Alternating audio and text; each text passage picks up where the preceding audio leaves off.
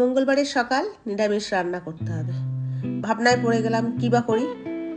লেগে পড়লাম কাজে, শুরু করে দিলাম কাটতে গাজর আর বেল ক্যাপসিকাম, রেড আর সবুজ, সঙ্গে একটু কাঁচা লঙ্কা।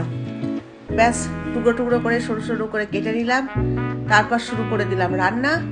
জ্বালিয়ে নিলাম গ্যাস, বসিয়ে দিলাম প্রেসার কুকার। তার মধ্যে একটুখানি গরম হয়ে যাক প্রেসার কুকারটা, দিয়ে দিলাম 1 চামচ ঘি। আমি ঘিতেই রান্না করছি, আপনারা চাইলে এটাকে অলিভ অয়েলেও করতে পারেন। ব্যাস শুরু হয়ে গেল ঘিটা গরম করা। তার মধ্যে দিয়ে দিলাম একটু জিরে, 1 ইঞ্চি একটুখানি দারচিনি আর 2খানা ছোট এলাচ দিয়ে এটাকে একটু গরম করে নিলাম। ব্যাস তার মধ্যে দিয়ে দিলাম কেটে রাখা টুকরো টুকরো করে সবজিগুলো। প্রত্যেকটা সবজি দিয়ে বেশ ভালো করে একটু নেড়ে নিলাম। একটু নাড়ানাড়ি করে নেওয়ার সঙ্গে সঙ্গে এর মধ্যে দিয়ে দিলাম একটু ভিজিয়ে রাখা কাজু আর সামান্য একটু কিশমিশ। কাজু আর কিশমিশ দিয়ে ব্যাস একটু কিশমিশও দিয়ে দিলাম।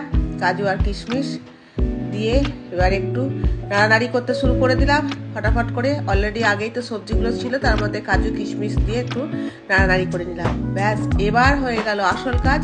দিয়ে দিলাম এর মধ্যে হাফ বাটি মতন কিনোয়া দিয়ে ভিজিয়ে রাখা ভালো করে ধুয়ে কিনোয়াটাকে দিয়ে দিলাম। কিনোয়াটা দিয়ে ঘিয়ের সাথে কিনোয়া, সবজি, কাজু, কিশমিশ সব দিয়ে এটাকে নাড়ানাড়ি করে নিলাম। ব্যাস একটু বেশ শুকনো শুকনো হয়ে গেল। তার মধ্যেই দিয়ে দিলাম বাটিতে যতটা নিয়েছিলাম কিনোয়া, তার থেকে 1 বাটি জল দিয়ে বেশ সুন্দর করে নেড়ে নিয়ে দিয়ে দিলাম সামান্য একটু নুন আর দিলাম একটু চিনি, গোটা কতক চিনির দানা দিয়ে দিলাম। আর এর মধ্যে দিয়ে দিচ্ছিলাম একটু তোফুটাকে একটু ঘিয়েতে ভাজা হতো, কিন্তু ভুলে গেছি তাই। এবার দিয়ে দিলাম গ্যাসের প্রেসার কুকারের সিটিটাকে দিয়ে গ্যাসটাকে বাড়িয়ে দিলাম। ফুল দমে একটা সিটি দিয়ে দেওয়ার পর সামান্য একটু কমিয়ে কিছুক্ষণ রেখে দেওয়ার পর ব্যাস তৈরি হয়ে গেল কিনোয়ার পোলাও।